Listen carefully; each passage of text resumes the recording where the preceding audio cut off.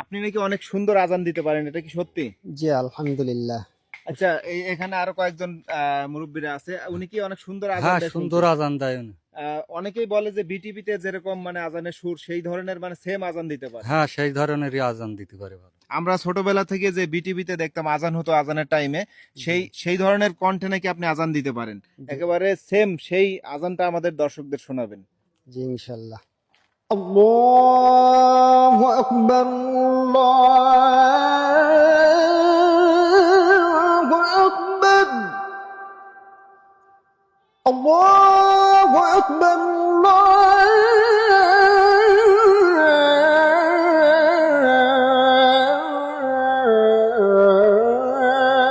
আল্লাহু আকবার। أشهد أن لا إله إلا الله.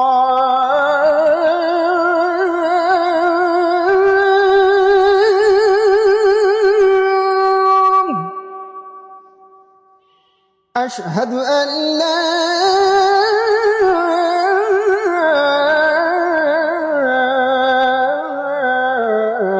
إله إلا الله.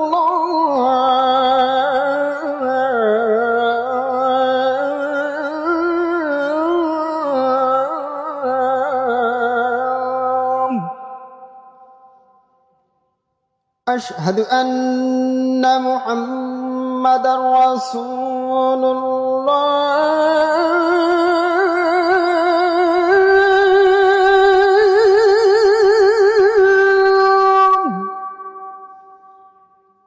أشهد أن محمدا رسول الله.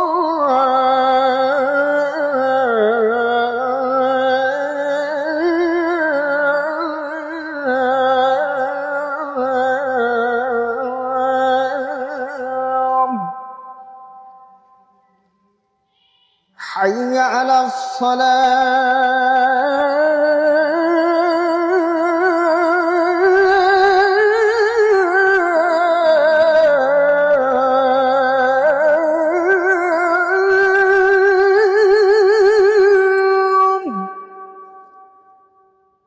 حي على الصلاة.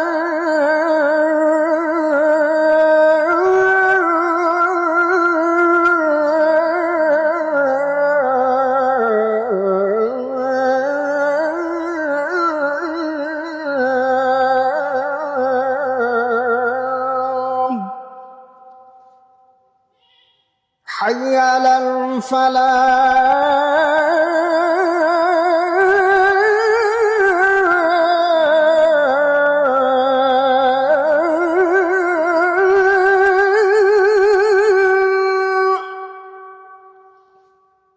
حي على الفلاح.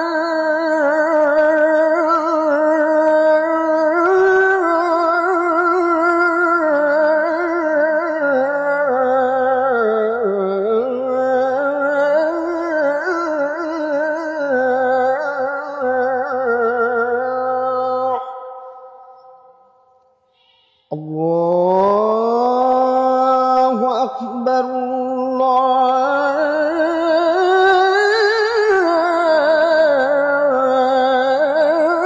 الله أكبر. لا